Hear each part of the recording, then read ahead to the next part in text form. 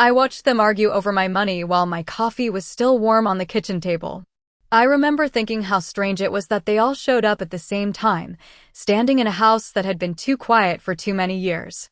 My son Jason was pacing near the window, his voice tight. My daughter Emily stood by the counter with her arms crossed, both of them speaking over each other as if I were already a memory instead of a person who had spent her whole life trying to keep them safe. The smell of fresh coffee still lingered in the air untouched, cooling in the same mug I had used every morning for the past 10 years. I used to believe that working harder would fix everything, that if I just pushed through one more shift, one more holiday, one more missed dinner, eventually it would all come back to me in the form of love, respect, something that felt like family. But standing there, listening to them debate numbers, percentages, what belonged to who, I realized something I had never allowed myself to admit before. I had spent decades building a life they could walk into without ever needing me to be there. I was 67 years old, living in a small 2-bedroom apartment just outside Dallas, the kind of place where the walls are thin and the neighbors change every year. But I had stayed because it was affordable, because it was practical, because I told myself comfort didn't matter as long as my kids had everything they needed. I worked jobs that blurred together over time. Early mornings at a grocery store, late nights cleaning office buildings downtown, weekends picking up extra hours at a diner off the highway where the coffee was always burnt and the tips were just enough to keep me going. I cannot remember the last Christmas I actually sat down at a table with my family. I remember fluorescent lights, time clocks, the sound of carts rolling across tile floors, but not the sound of laughter in my own home. When Jason turned 10, I mailed his birthday gift because I could not get my shift covered. When Emily had her first school recital, I told her I would make it next time, even though deep down I knew there would always be another shift, another bill, another reason to not show up. At the time, it felt responsible, it felt like love. Now it just feels like absence. The apartment was always quiet when I came home, the kind of quiet that presses in on you, where the only sound is the television playing to fill the space.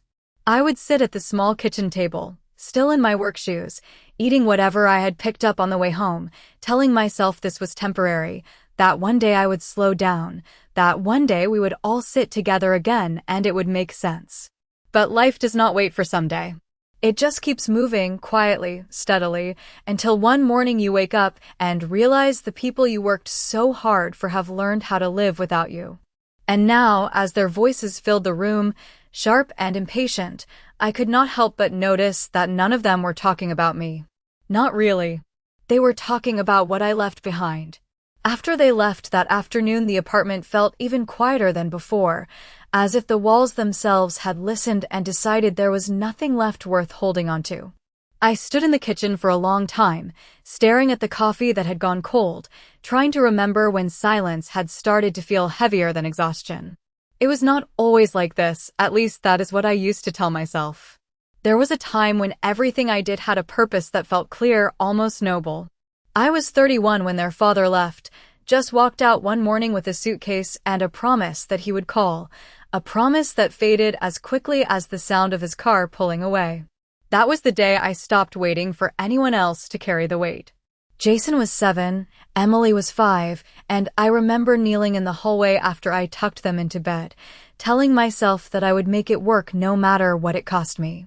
I picked up my second job that same week, stocking shelves overnight at a grocery store 5 miles from our house, the kind of place where the lights never dim and time feels like it stretches into something endless. During the day, I worked the front register, smiling at customers, memorizing prices, learning how to move quickly without thinking too much about how tired I was.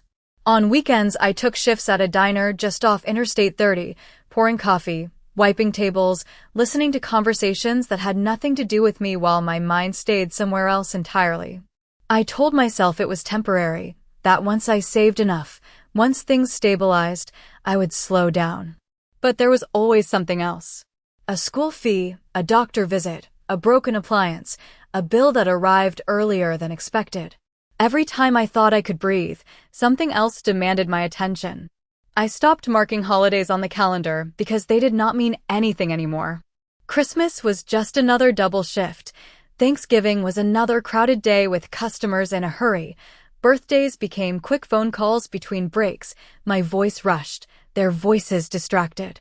I remember one year Jason asked me if I would be home for dinner, and I told him I would try, even though I already knew I would not make it. When I got back that night, the house was dark, the dishes were still in the sink, and there was a slice of cake covered in plastic wrap on the counter with a note that said, "We saved you some." I ate it standing up, still in my uniform, telling myself it was enough. That this was what being a good mother looked like. Providing, enduring, showing up in the ways that mattered financially, even if I could not be there physically. Over time, the conversations changed. Fewer questions, shorter answers, longer gaps between calls. They grew up, became independent, learned how to solve their own problems without asking me. And I told myself that meant I had done something right. That distance was proof of success. I never stopped to consider what it might feel like when that distance became permanent. When the phone stopped ringing, not because they were busy, but because they no longer thought to call. There were moments, small and quiet, when I almost noticed what was happening, moments that felt like something slipping through my hands, but I did not stop long enough to hold on to them. I remember a Sunday afternoon when Emily came home from college for the first time in months. She sat at the kitchen table while I stood by the sink, still in my work clothes, the smell of cleaning chemicals clinging to my jacket, and she talked about her classes, her friends, the life she was building somewhere I had never been.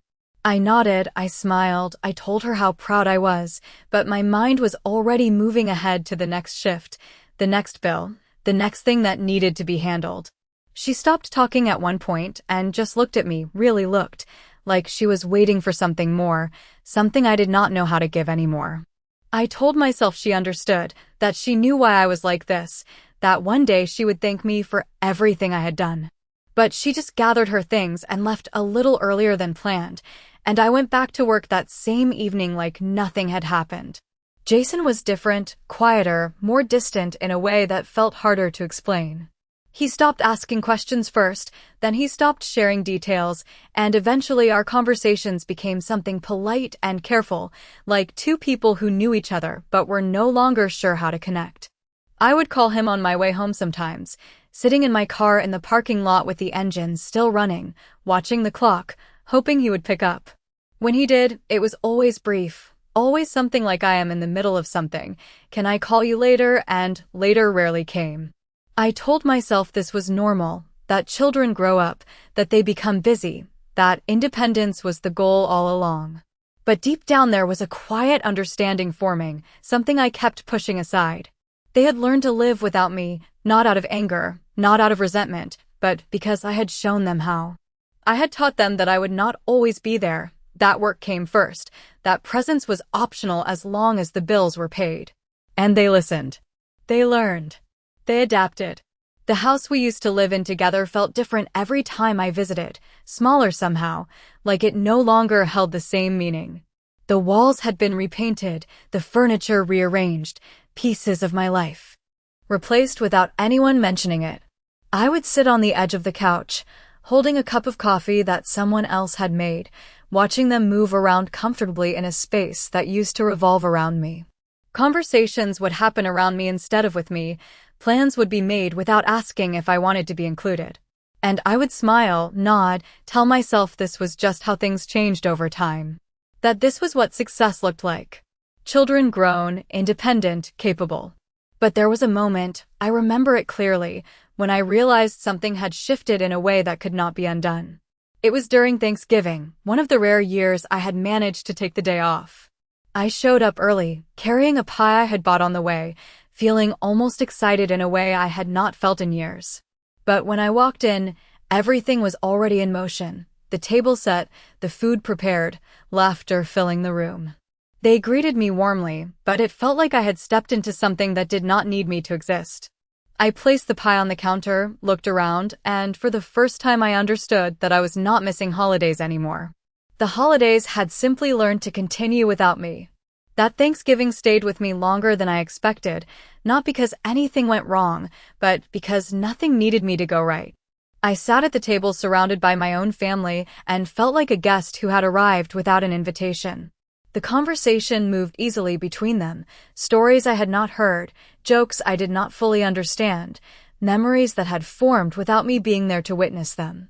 I smiled when they looked at me, nodded at the right moments, passed dishes around like I had done 1,000 times before, but something inside me had already begun to shift. It was subtle at first, just a quiet awareness that I could leave early and no one would notice, that I could stop talking and the conversation would continue just the same. When I drove home that evening, the roads were empty, the city lights reflecting off the windshield, and for the first time in years I turned off the radio and let the silence stay. I did not try to fill it. I did not try to explain it. I just let it sit with me. The next morning, I woke up later than usual, my body no longer used to rest, my mind already reaching for the routine that had defined most of my life. Work had always been the answer, the place I went when things felt uncertain, the structure that kept everything from falling apart. But that morning something felt different.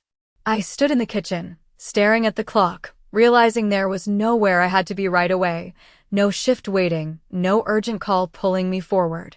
Just time. And I did not know what to do with it.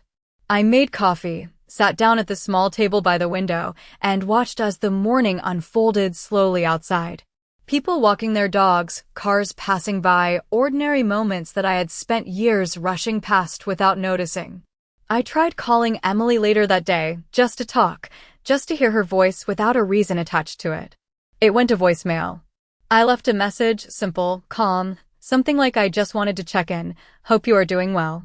She called back hours later, her voice warm but distant, explaining she had been busy, that work had been hectic, that she would try to visit soon. Soon. That word had followed me for most of my life. I had used it myself more times than I could count. I will be there soon. I will slow down soon. We will spend time together soon. And now it was coming back to me in the same quiet way I had once given it to them. Jason texted me that evening, a short message asking if everything was okay. I replied that it was, that I was just thinking about them, that I hoped they were happy. He sent back a thumbs up, nothing more. I set the phone down and looked around the apartment, at the furniture I had chosen, the space I had paid for, the life I had built piece by piece. It was all there, exactly as I had planned it. Stable, secure, complete in every practical sense. And yet it felt like something essential had never been included. I realized then that I had spent so much time making sure they would never struggle the way I did that I had never stopped to ask whether they would still need me once the struggle was gone. It was not one moment that changed everything, it was a series of small realizations that refused to be ignored any longer. A few weeks after that Thanksgiving, I found myself sitting in a waiting room at a clinic just 10 minutes from my apartment, the kind of place with outdated magazines and a television mounted too high on the wall, playing a daytime show no one was really watching. I had been feeling tired for a while, more than usual, the kind of exhaustion that sleep does not fix. The doctor spoke calmly, carefully, explaining that my heart was not as strong as it used to be, that I needed to slow down, to manage stress, to take things seriously. I nodded as if I understood, as if slowing down was something I had practiced my entire life. When I got back to my car, I sat there with the engine off, hands resting on the steering wheel, realizing that for the first time there was no job I could take, no extra shift I could pick up to fix this. I reached for my phone and called Jason. It rang longer than I expected before going to voicemail. I did not leave a message right away. I just listened to the silence after the tone, hoping maybe he would pick up at the last second. He did not. I tried Emily next, and for a brief moment I thought she might answer, but it went a voicemail just the same. I left a message that time, something simple, saying I had been at the doctor, that everything was fine, but I would like to talk when they had time. When I got home, I sat in the same chair by the window and waited. Hours passed quietly, the light outside shifting from afternoon to evening, shadows stretching across the floor. Emily called back first, her voice concerned but controlled, asking questions between pauses, telling me she would try to come by the following weekend if her schedule allowed. Jason texted later that night, asking what the doctor said. I replied with more detail than I expected, and he responded with something brief about taking care of myself. That was all. I set the phone down and looked at my reflection in the dark window, trying to recognize the person looking back at me.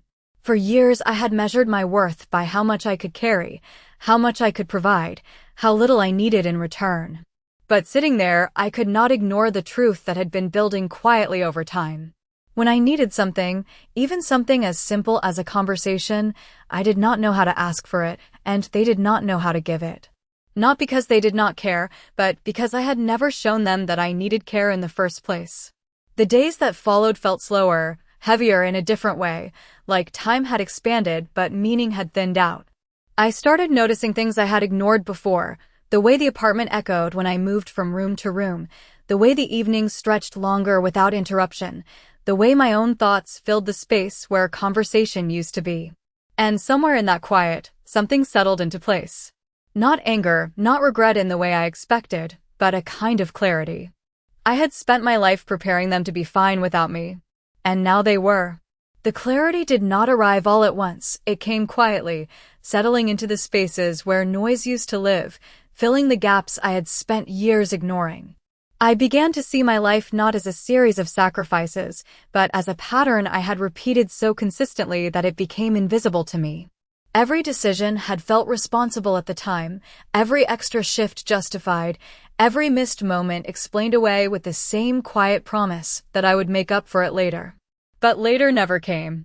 It never had to. Because no one was waiting for it anymore. One afternoon, I pulled out an old box from the closet, something I had not opened in years, filled with photographs and papers I had saved without ever revisiting. School pictures, report cards, birthday cards with handwriting that had changed over time, small pieces of a life that had moved forward without me slowing down to notice.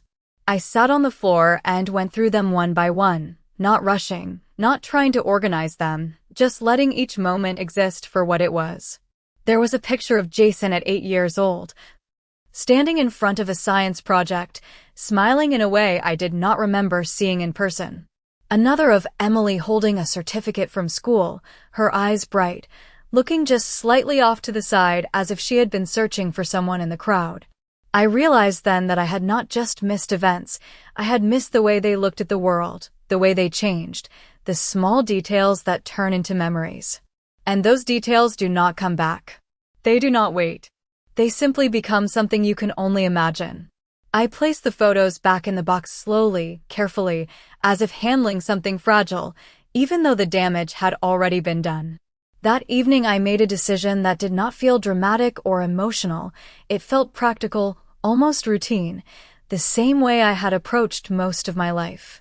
I called a lawyer the next morning, scheduled an appointment, and wrote down everything I needed to ask. Not because I was angry, not because I wanted to punish anyone, but because for the first time I understood that what I left behind needed to reflect what I had learned, not just what I had earned. The office was quiet, organized, the kind of place where everything had a place and nothing was left to chance. I sat across from the attorney and explained my situation in simple terms, my assets, my children, my concerns. He listened carefully, nodding, occasionally asking questions that made me pause longer than expected. What do you want your legacy to be? That was the question that stayed with me. Not how much, not who gets what, but why. I had spent decades answering how much, how many hours, how many dollars, how many sacrifices. But I had never stopped to answer why in a way that felt complete. I thought about my children, about the lives they had built, the distance that had grown between us not out of cruelty, but out of habit. I thought about the way they had learned to rely on themselves, the way I had taught them that needing less was a strength. And I realized something that felt both simple and difficult at the same time. If I left everything exactly as it was, nothing would change. Not for them. Not for me. Not for the story I had spent my life writing without ever reading it back. I did not rush the decision. I treated it the same way I had treated everything important in my life, slowly, carefully, with a kind of quiet discipline that had carried me through years of uncertainty. I went back to the attorney a second time, this time with notes, specific, clear, written in my own handwriting as if putting the words on paper made them more real. We sat across from each other again, the same office, the same calm atmosphere, but I felt different, more certain, less like I was reacting and more like I was finally choosing. I explained that I did not want to simply divide what I had built. I wanted it to mean something beyond numbers, beyond convenience. He listened without interruption, then asked me to walk him through what I believed mattered most. That question stayed with me longer than anything else. What mattered? Not what was fair in a traditional sense, not what was expected, but what actually reflected the truth of my life. I thought about the years I had spent working, about the empty seats at tables I never reached, about the quiet apartment that had become my constant companion. I thought about my children, not as they were now, but as they had been, small, hopeful, waiting at windows, asking questions I did not always answer. And I realized something that felt steady, not emotional, not reactive. If I left everything without intention, it would only continue the same pattern. Distance, silence, independence without connection. So I made a different kind of plan. One that did not punish, did not accuse, but required something that had been missing for a very long time. Presence. I told the attorney that any inheritance would come with a condition, simple on paper, but heavy in practice. Time. Not money, not achievements, not explanations. Just time spent, consistently, intentionally. Visits, conversations, shared days that could not be replaced with messages or promises. He looked at me carefully, as if measuring whether I understood what I was asking for, then nodded slowly and began writing. We discussed details, structure, what would happen if the conditions were not met, where the assets would go, how everything would be carried out. I did not hesitate. If they could not show up in the way I had spent a lifetime hoping for, then what I left behind would go to people who still understood the value of being there. Organizations that supported single mothers, families trying to hold themselves together in ways I recognized deeply. It did not feel like taking something away, it felt like placing it where it could still mean something. When I left the office that day, the air outside felt different, lighter in a way I had not expected. Not because anything had been fixed, but because something had been acknowledged. For the first time, I was not planning around what others might need from me. I was defining what mattered to me. That night, I sat by the window again, the same chair, the same quiet room, but the silence did not feel as heavy. It felt settled, like a decision had given it shape. I looked at my phone, considered calling, considered explaining everything, then set it down again. Some things do not need to be explained in advance. Some things are understood only when the time comes. And for once, I was not trying to control how that understanding would unfold. Time moved quietly after that, not in large events, but in small shifts that I began to notice more clearly. The days felt more deliberate, as if I was no longer rushing through them, but actually seeing them for what they were. I started taking short walks in the morning, just around the block at first, then a little farther each week, watching people go about their routines, noticing how often they stopped to talk, to laugh, to exist with each other in ways that had once felt like a luxury I could not afford. I wondered how many of those moments I had traded away without realizing their value. Emily visited once, just as she said she might, on a Saturday afternoon that felt almost rehearsed in its politeness. She brought a small bag of groceries, things she thought I needed, and we sat at the table making conversation that stayed on the surface safe. Careful. We talked about her job, her schedule, the long hours she was working, and I recognized the rhythm in her voice, the same pattern I had lived for years. Busy, focused, always moving forward. At one point she paused and asked if I was taking care of myself, and I smiled, told her I was fine, the same way I had always answered. She nodded, as if that was enough, as if we both understood that some questions were not meant to go deeper. Jason did not visit, but he called more often after that, short conversations that seemed to follow a structure, checking in, asking about appointments, reminding me to rest. It was kind in its own way, but it felt like something learned rather than something felt. I did not hold it against him. I understood where it came from. I had taught him that consistency meant showing up when something was required, not necessarily when it was simply needed. The apartment remained quiet, but the silence had changed. It was no longer something I tried to escape, it was something I listened to. I noticed how the light moved across the room throughout the day, how the sounds from outside filtered in at different hours, how even stillness had its own kind of movement. And in that space, I found myself thinking less about what had been missed and more about what still mattered. Not in a way that tried to recover the past, but in a way that accepted it fully. The plan I had made stayed with me, not as something heavy, but as something settled, like a decision that had already taken its place in the future. I did not talk about it, not because I was hiding it, but because it was not meant to change how anyone acted in the present. If something was going to be real, it had to come from them, not from the knowledge of what might be gained or lost. There were moments when I wondered if things might shift, if time might soften the distance that had built between us. But I no longer chased that thought. I let it come and go the same way I had learned to let everything else pass through. One evening, as I sat by the window watching the sky darken, I realized something that felt both simple and complete. I was no longer waiting for them to come back in the way I once had. I was no longer measuring my life by what I could give or how much I could carry. For the first time, I was simply present. And whatever came next would have to meet me there. The morning it happened felt no different from any other, the same quiet light coming through the window, the same routine that had become steady and familiar. I made my coffee, sat down in the same chair, and watched the world move outside without rushing to catch up to it. There was no urgency left, no schedule waiting, just time unfolding the way it was meant to. I remember thinking how peaceful it felt, how different it was from the life I had lived for so long, always moving, always trying to stay ahead of something I could never quite name. The apartment was still, the kind of stillness that no longer felt empty, just complete.